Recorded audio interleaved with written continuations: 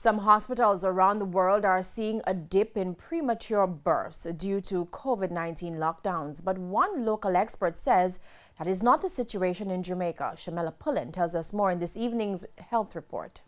There's been a dramatic drop in the number of premature births in several countries around the world.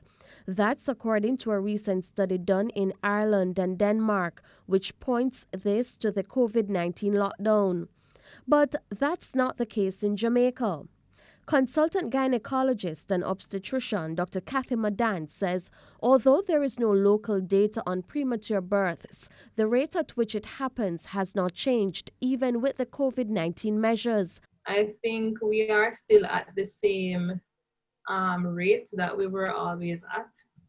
I did see the article, and preterm delivery and preterm births are really associated with a number of risk factors. According to this study, due to the COVID-19 lockdown, pregnant women were less stressed and they got more sleep because they didn't have to work or travel.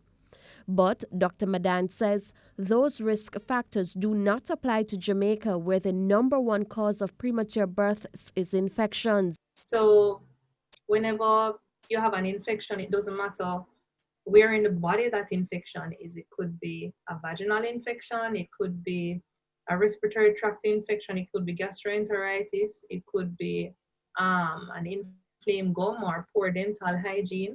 Then you get a quote-unquote stress response from the mother that can induce the changes that causes contractions and changes in the cervix.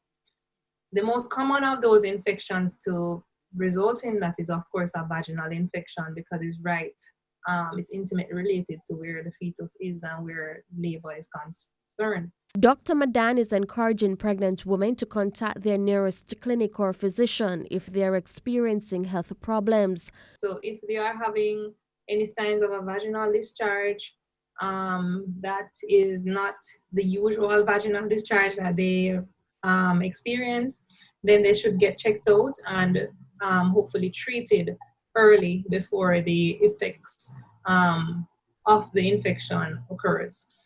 The other infections like gastroenteritis or respiratory tract infection or any other viral infection, they should seek treatment for it as early as possible to prevent the complications of infections. With your health report, I'm Shamela Pullen wishing you